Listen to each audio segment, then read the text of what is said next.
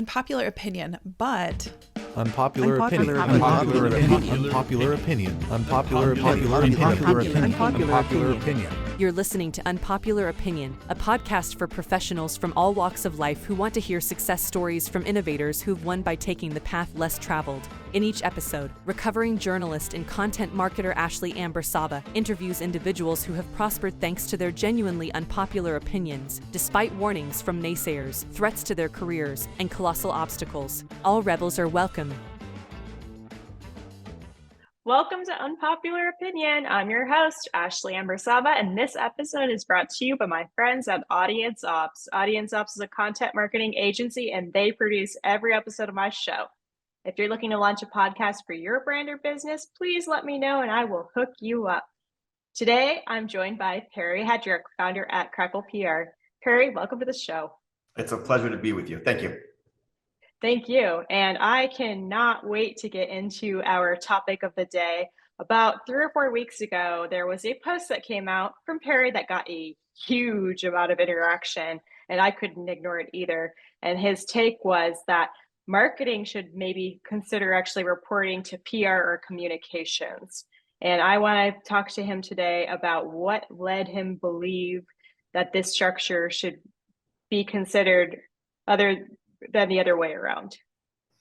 Yeah, so the first headline or the first line of that post was blazing hot take, because I knew that it would ruffle some feathers. And, you know, I have a lot of followers on LinkedIn, and most of them are marketers or PR people. So it was, you know, the audience for the post was perfect in the sense that you were going to have a natural tension inherent in the audience. But my take was that for years and years, you know, our PR agency has always reported to the CMO or the VP of marketing at the tech companies we work with, and that's fine. I'm not fundamentally sort of opposed to that, but I do think that the relationship maybe gives PR short shrift against the backdrop of things that I'll talk about now. So, like as an example, I think the average tenure of a CMO is something like 18 months right now. VP of marketing, probably not that far behind. And so on the one hand, on its face, it seems a little bit odd to have somebody in charge of the entire communications program that may not be around in 4 months, 5 months. So that's one thing. And I think the second thing, and probably more germane to my argument, is that I really believe that communications PR pros should be responsible for helping to shape the strategic narrative with the CEO of a company. I think the CEO's responsibility, in my view, is the number one job should be, yes, bringing in revenue, but should be the lead storyteller for a brand. Now, it's not always possible, but in an ideal world, that would be the case. And further, I think that the CEO, he or she, should work closely with the communications team on the strategic narrative piece. And by strategic narrative, I'm really saying, like, what is the rallying cry for external audiences and for internal audiences to feel like a movement, like they're part of something bigger than the product that you sell. And I think comms is uniquely equipped to be able to tell that story with the CEO. And for that reason, they should probably be the umbrella atop things like marketing and sales and all of that stuff, because those channels are to express the intention of the strategic narrative. So that's kind of a quick way of telling you what the gist of it was, but I have a lot more thoughts, and I'm happy to answer any questions. I wouldn't be who I am if I didn't ask you what your LinkedIn inbox looked like after that. Did you have hate mail? So not even just the inbox, but the comment section itself, some people lost their damn minds. They were just like, well, this is outrageous and crazy. And I had to like delete some of the comments because they were crazy, but most people were pretty reasonable and took it in the spirit in which it was intended. And there were other marketers that were just flat out not going to hear it, because to them, they view marketing as a discipline and they view PR as a tactic. And I think they fundamentally don't understand the profession. And that's in part the problem of PR generally, in that I think for years we've, I think, done a pretty poor job of expressing the value we bring. And it's a hell of a lot more than just pitching a reporter. You have a pretty unique background too. Can you catch everybody in my audience up on where you come from and how you got to what you're doing today? Yeah, sure. So I was a journalism major, and my first couple of jobs were as a reporter. So I always value writing above everything else in PR. But then for the past 20-ish years or so, I've grown a couple of the largest privately held tech PR agencies in the country. So I was VP marketing at Shift Communications for a number of years, and then they were acquired for umpteen millions. And then I was also VP marketing for a company called Matter Communications. Help grow them with other people from around, I don't know, 3 or 4 million to north of 30 million. And then during the pandemic, a lot of folks did some soul searching, and myself included, about what comes next. And it was during that time I thought, the industry that I helped build, literally helped build, could change some things to be even better. And that was the impetus for Crackle. So the idea was that I wouldn't spend a bunch of money on expensive real estate in Manhattan and New York and Boston, but instead have a virtual agency where we could instead spend for the quality people, no matter where they are. So, you're not having to hire from a 30-mile radius around your office. You can literally hire people anywhere they are. And I think that's pretty liberating. And then just a couple other things about what's different is, like, at my agency background, we used to have to track our time in 15-minute increments. Like every 15 minutes, stop, track your time, stop, track your time, which is absolutely a creativity killer. So we don't track time at Crackle. We track outcomes, not outputs. And I think that is also a pretty unique and different approach to PR, especially in the age of AI, where you can track your time in 15-minute increments, but AI can help you do the work that it used to take 15 hours, and you can do it in like 5 minutes. So how are you going to track that? So that's a whole nother podcast topic. Is that common? Like a 15-minute interval tracking? Oh my gosh, I don't even know. That would just like kill my flow. Yeah, it sure is. And that's not just in PR. It's also true in like the legal services and lawyers and all that. They're always tracking their time, which, again, AI is going to disrupt a hell of a lot of that, because a lot of the research that your law clerks are doing manually can now be done instantly with AI. So again, how are you going to track the time? So really, it needs to move from an hourly model to a value-based model. It's like, you're not paying me for the 15 minutes of work I did. You're paying me for the 10,000 hours it took for me to get excellent at what I do. Amen. Yeah. One of the things I like about your LinkedIn content, and it makes sense with your background, is that you do fundamentally understand the relationship between journalism and PR. Can you touch a little bit on that? I know you talk about it all the time, and I think a lot of people go follow you after this, but I just love how you do that.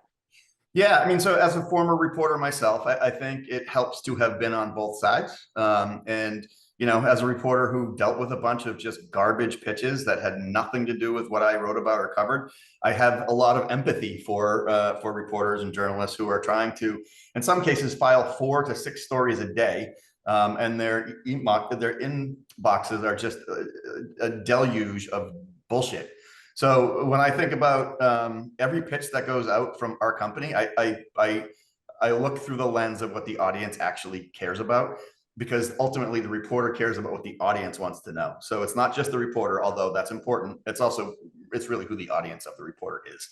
And I think if you have those thoughts in mind when you pitch, then 99% of your pitches will probably be on target. And I'm sure that you've probably been able to influence and coach and teach people on your teams about how to do that. I don't know. I was one of those reporters who got a lot of that in my inbox. And I don't think that, at least when I was doing that there were a lot of people that understood the message that you're talking about why should the audience care. Yeah. I think there is an art to that. I think it doesn't come naturally for a lot of the younger folks who are just starting out in PR, because really they're looking at it as almost like a pure sales engagement, where like, I need to get a hit for my client. So they will just kind of do whatever they think they can do to entice the reporter. But it's really more sophisticated and nuanced than that. It's not about selling your story so much as it is giving something attractive for the audience. And I think that's a leap that a lot of people don't make until they're a little bit deeper in their career. Can you elaborate on your vision of PR owning brand messaging and storytelling? How do you find that dynamic should play out within an organization that might not already be doing that? Yeah. So again, I started with the idea on this conversation that I believe PR communication should be directly responsible in helping to craft the strategic narrative of a company with the CEO. And so, when I think of strategic narrative, I think about basically there's a guy named Andy Raskin who was like a strategic narrative guru. And he always talks about old game, new game. And when I think of strategic narrative through that lens, it's like, okay, if you're not doing what we are doing at this company, you're basically playing the old game and you are therefore losing. If you are using our products and services, you're playing the new game and therefore you are winning. And it's even deeper than that. Ideally, when you're crafting a strategic narrative, it is more about almost making people feel like they're joining a movement by signing up with you than just by doing a transaction. And so that requires a lot of really deep reflection and a lot of bulletproofing of a message. And I guess the bigger point is that once you finally land on that, then there are so many different ways that you need to deliver that strategic narrative across all of your key audiences, whether it's social media, whether it's platforms like Slack and Discord and LinkedIn and mainstream media, trade press, broadcast. How do you translate that all? And I just think because we're natural communicators and we're very strong writers, that we're uniquely equipped to own all of that. And then everything else should be in service of that. Many people will argue that marketing is more data-driven, while PR is more about reputation and relationships. How do you address the potential conflict between these two approaches? Yeah, so there is truth to the fact that there are a hell of a lot of measurable things and KPIs in marketing, and that's great.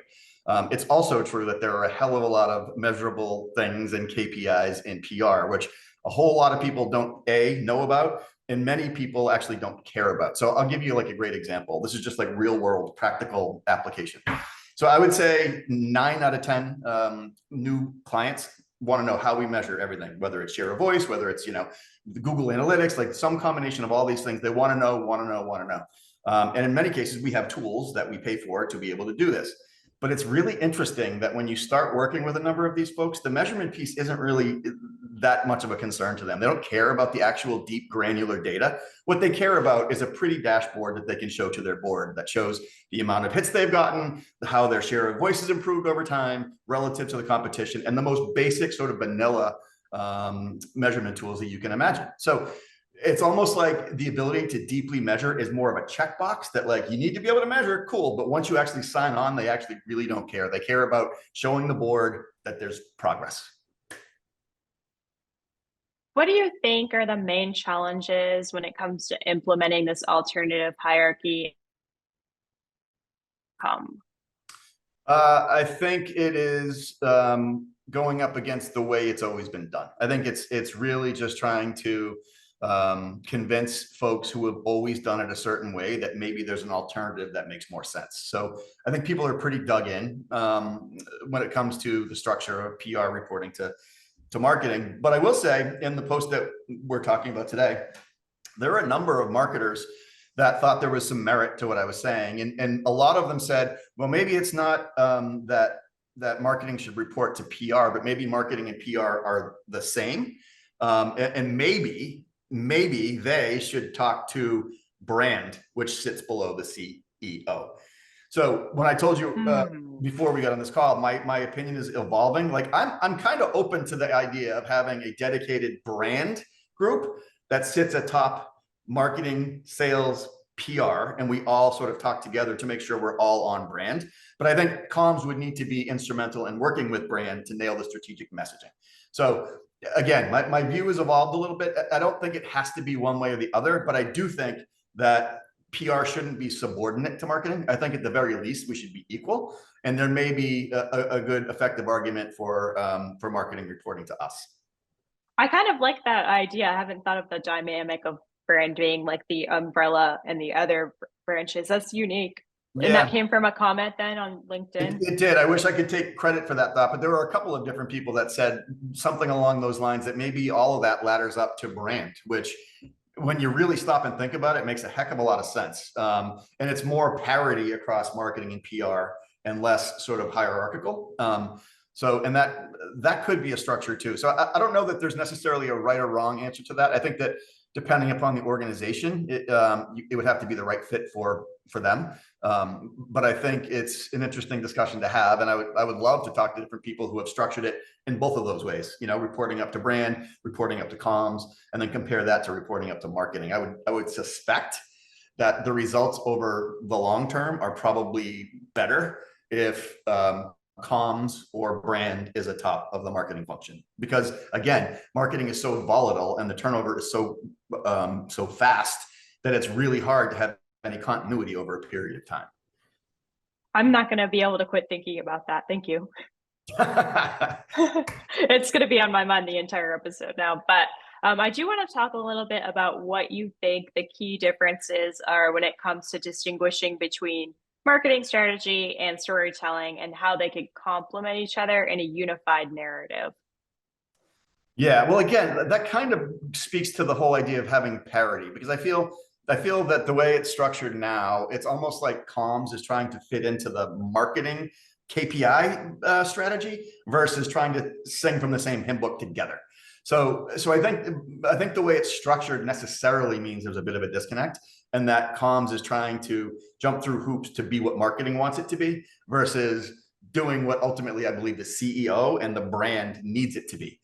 So that's challenging. So I guess in an ideal world, there's more of a more room at the table for the head of comms to sit with the head of marketing and work in tandem toward common goals, based on experience and knowledge about the space. I just want to take a quick moment to thank the Audience Ops team for producing my show. They make it easy for me to focus on talking to fantastic people like Parry, and I would not have the show without them. If you're looking to produce a podcast for your business, I definitely recommend that you check them out. And they do produce all of my beautiful social media graphics too. If you're interested in anything like that, let me know. Okay, back to you, Parry. I want to talk now a little bit more about Crackle PR. So how does your agency currently integrate PR and marketing efforts for your clients? Sure. So, you've probably heard a lot of people talk about their PR agency as their vendor. Yep. I reject that. I don't want to be anybody's vendor. A vendor executes on what you tell them to do. A partner works with you to figure out what we're going to do together. So when you talk about integration, it really is, it's got to be a partnership. And I think here's the key. Here's the key to success for a PR and marketing group. It's that the marketing department values PR as a key business driver. Full stop. And if that's valued, then it'll be taken seriously, and they'll actually put skin in the game to make sure that PR is successful and to celebrate the wins of PR. And vice versa, PR should be celebrating marketing wins. So like, it's a little kumbaya, but that's what is successful. The longest lasting relationships we've ever had are with the internal contact, be it a VP of marketing, director of comms, CMO, who has skin in the game, believes that PR is a true business driver, and wants to work actively together to push the ball down the field and to celebrate every win as a team. And that's the whole game. How do you ensure that PR teams can effectively measure the success of their initiatives in an integrative setup then? Yeah, so I think every company is a little bit of a snowflake, right? So people measure different things. I think one of the biggest challenges for PR is that it's done a poor job of figuring out how to prove its ROI. Now, there have been a lot of really smart people that have gotten us a lot closer to where we need to be with things like this, for example. On the contact forms of most websites, there's usually a pull down menu. How did you hear about us? It'll be like a sales thing, a webinar, a trade show. What it should be is an open field that just says, put in however the hell you got here. And when that's the case, you'll get things like, I read your LinkedIn post, or I heard you on a podcast, and then I saw somebody talk about you on a Slack channel, and then I saw you on a Discord thing, and blah, blah, blah, blah, blah. My point is that there's so much dark funnel stuff that goes into PR, and you can't measure it with a tidy little pull down box of 3 things that sales is looking to hear, like webinars and trade shows and all of that, because they want to attribute it to them, right? But the reality is, when people are making purchasing decisions, they typically hear about you through a bunch of different areas, and only when they're ready to actually consider it do they show up on your site. And so, yes, to fill out the form, they'll be like, oh, a webinar, I don't know, I don't care, just get me the information that I want. So I think that there's a lot of work that can be done on the back end of a company to make sure that you can actually attribute properly the value and the awareness that PR generates. I've been fighting organizations to do that for a long time. Usually I come into a company and they do not have a blank form fill. And if they do, they don't make it mandatory anyway. Yeah. Then people just don't do it because they don't have to. I think that the majority of people are not going to leave the page. That's the argument I usually get, is that if we add that, then people are going to be fed up with the fact that we asked them and made them type in a few words and then they're going to leave. And I have not found that to be the case, but that is usually what I get back from people who don't want me to add that. It's they're going to leave. If we give them that, if we make them do that, they're gone. You know what's interesting about that, though, is I found that people actually feel smart when given the opportunity to say where they heard about you, because they like mentioning that it isn't in the traditional way. Like they like saying, no, it wasn't an ad. I heard about you on a cool podcast, or I was in some other cool place that somebody dropped your name. Like they want to talk about the community aspect of it to show how dialed in they are to their industry. So I kind of reject that idea that they won't take the time. I think people like doing it. I completely agree. And I like it if it happens to be associated with my name too. Makes me feel like I'm a key player in the company if I get my own name dropped in a fill from LinkedIn. Like I do, I can't lie, I do like that. 100%. There's a guy, do you know Refine Labs, Chris Walker? Oh yeah. All right. So he is somebody that is making a hell of a living, and he's doing it almost all through dark funnel stuff by using these free field forms on his site. And the overwhelming evidence that comes in is that it's all people watching his podcast, seeing him on LinkedIn, like all these disparate things, which kind of fall under the PR bucket these days. And it's not, a webinar or the trade show or any of that nonsense. So he's kind of proven the model out. That the dark funnel is real and it is powerful as hell. And if you're not trying to measure it, you're leaving a lot of information and attribution on the table. I actually had him on the show a while back. But the funny thing is now when I get bad feedback from ideas like that, he's so well able to articulate that I'm just like dropping podcasts to people who don't believe me when I'm talking. Like, just watch Chris Walker. He can get it out the way that I can't. He's passionate about it. He has all the evidence. If you don't believe me, then I want you to give him 1 hour. 1 hour of him talking about anything, and you will change your mind. And a lot of the times, people will after that. Yeah, dude's got game. He's a friend of mine, and he's one of the people that I point to as somebody who actually understands what the hell he's talking about. Amen. How can an integrated approach between PR and marketing enhance the customer experience? I want to talk about how it might have a positive impact on customer perception and loyalty.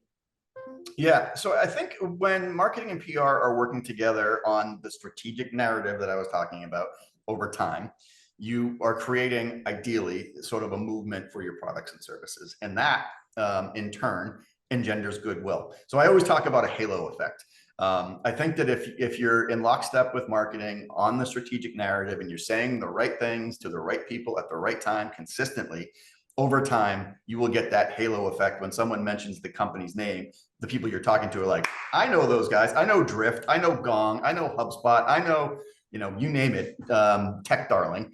Because there's a halo effect on the brand. You feel awesome to be associated with those companies. Like you're smarter than the rest of the people out there because you're working with them. So, that's measurable in some ways, but it's also just a feeling you get. Like, when people are disciples of a brand, like they are pumped about it. Like you can't talk to people who have been Apple users for 15 years and not understand how much they love that damn brand. That's a halo effect that you're trying to build. That's the holy grail. I want to get tactical a little bit about maybe there might be a company tuning in that is thinking about doing what you talked about and trying to pull PR out of marketing and maybe have them equal or maybe even flip-flopping the way that they're reporting into now. How can they make that transition? I think it's got to be a situation where you can't decide by committee. You know, I think that it's not a good idea just because everybody agrees it's not bad. I think Yeah. there needs to be somebody that leads that decision. And, you know, all you have to really do is look at your marketing team and your PR team, which is performing, which is not over time. Are you constantly cycling through CMOs, VPs marketing because it's just not resonating in the market? Well, that may be a good indication that perhaps the wrong person is behind the wheel. And so, you know, it's a tough decision. It's an unpopular decision, but I think it's got to be from the top. So the CEO or the C-suite has to decide that they're going to do it, and they're not going to, you know, query everybody in the company for their opinions. They're just going to make the decision and then measure over time whether it worked or not, and then do more of what works and do less of what doesn't. And you might find that the experiment fails and you revert back to the way it was. But I suspect that in most cases, if there's a will to make it work, there's probably a way to make it happen, and that the communications function tends to be more consistent over time than marketing, just given turnover and everything else. So from that standpoint alone, I think it makes sense in a lot of cases. Not every case, this isn't right for everyone, but for a lot of situations, I think it would be great. Do you think it could be applicable to even if the company is giant or tiny, or does it need to be like a certain size for it to be effective? That is a question I don't know. I would defer to my marketing peers out there to tell me whether it's tenable at the, you know, Fortune 500 size companies. To me, it seems like there's a whole lot of people that would need to be displaced and rearranged. So it might be a difficult exercise to pull off at the largest brands. On the other hand, the benefits might be worth it. You know, I think it's just an individual, like every company's a snowflake, and they have to decide whether it's right for them. With social media being a significant channel for both PR and for marketing, how do you think that their roles intersecting in managing a company's online presence might look? So can you ask that again? I'm sorry. With social media being a significant channel for both PR and marketing, how do you think that their roles intersecting in managing a company's online presence might play out? Okay. So I think increasingly social media is the lifeblood of most forward-looking organizations. I think that LinkedIn alone, if you can get rid of every other social platform and just LinkedIn as an example, is probably the most powerful business driver for a ton of brands who use the platform properly. And by properly, I mean, not by talking about, hey, we announced this awesome thing and like, we are so fantastic, look at this award. I'm talking about more like ungating your brain and sharing every damn thing you know about your industry, the good, the bad, the ugly. And over time, you engender trust with an increasingly expanding audience that will become your evangelists, your champions, your partners, your customers over time. So I look at my own company as an example. LinkedIn is the platform I spend the most time on. We do a pretty good job with it. And I'm not out there like flogging my own stuff. I'm out there like sharing difficult truths about the industry. And as a result, I get CMOs and VPs of marketing reaching out to me, DMing me saying like, hey man, I feel like I already know you. I'm looking for a PR agency. And I think philosophically, we're pretty aligned. So by the time we have our first conversation, we're 75% of the way to closing the deal because they know my ethos. They know what I like, what I don't like, how I roll. And it makes a lot shorter work of most deals. So do you want to close business faster? Do you want to shorten sales cycles? Do you want to engender trust? Do you want to hit people at the point of need after they've been listening to you for months and months and months? Then you got to have social as a key underpinning of everything you do in a comms and marketing strategy. It's just got to be central. I ask everybody who comes on my show to debunk an unpopular opinion, and I would love for you to give me as many as you could think of. Yeah. So one of my favorites about PR is that to this day, we'll talk to, a prospect who's, been around a long time, marketer, and they ask what reporters you're friends with. They're like, who do you know at the Wall Street Journal? Who do you know at the New York Times? And so many people think that's how it works. Like we're the mafia. Like I can just put in a call to my man at the New York Times and get an article written about them. And it's just crazy wrong. I mean, it has no basis in reality whatsoever. So, I mean, there are thousands of people out there that think that they're paying PR agencies for our relationships, when what you really can do is just go get a service like a Cision or something and get every single contact that we have. You can buy it yourself. You can have them all. It's the story that is the thing. It's not the relationship. So that drives me goddamn crazy. And I answer the question more times than I care to admit, that people still believe it's all about who you know. That's why it's good that you have the background that you have. Great. Do you have anything that you'd like to add before we let people know where they can go to find more about you? I think I would just say that moving forward in the next 5 years or so, it's going to be increasingly important to rely on communications programs, particularly as AI begins to eat and erode traditional search, for example, branded search. So you're going to need to be able to, your audience needs to be able to find you in more ways than just Google, for example, because right now on my phone, I have 2 or 3 apps that are AI based, and I find whatever I need without looking through a single app. Whereas, historically you're like, hey, I want to find a mashed potato recipe. You go look up mashed potatoes on Google and you have to read a 14-page soliloquy about the history of potatoes, because everybody's gaming it for SEO. AI just gives you the damn answer. So my point is that communication is going to be a hell of a lot more important. You're going to need to be found in a lot more places, a lot more often, like LinkedIn, and all social channels, because that's how you're going to be discovered. It's not going to be through search. So people need to start planning ahead for that post SEO world, because it's not far away. So that's just kind of an interesting tidbit that I've been thinking about lately that I figured I'd share. I love it. Okay, well, where can people go if they want to find more about you and your content? I did give you a LinkedIn shout out, so hopefully people will go there. Is there anywhere else you think they can go to get more of your content? Just cracklepr.com, the website. So LinkedIn and the website, and then I'm on Twitter or X, whatever we're calling it now, and it's just @PHeadrick, and the same thing is true with Threads. Perfect. Oh, well, I will ask you, what do you think of Threads before we leave? So the first couple of days I was on it, it was pretty exciting because people were like, oh, finally we can escape the hellscape that is Twitter. But lately it feels like walking around a dimly lit mall. It's just like, there's not much going on. It's pretty vanilla. It's kind of like,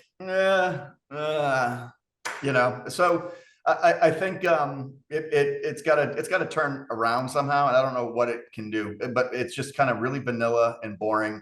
And I go there now because I feel like I'm supposed to, but I don't go there because I want to. And I also similarly don't go to X anymore as much as I did, because that place is just difficult. So I don't know. Between X and Threads, I wish they would maybe merge and just get rid of all their shit policies and become a better platform.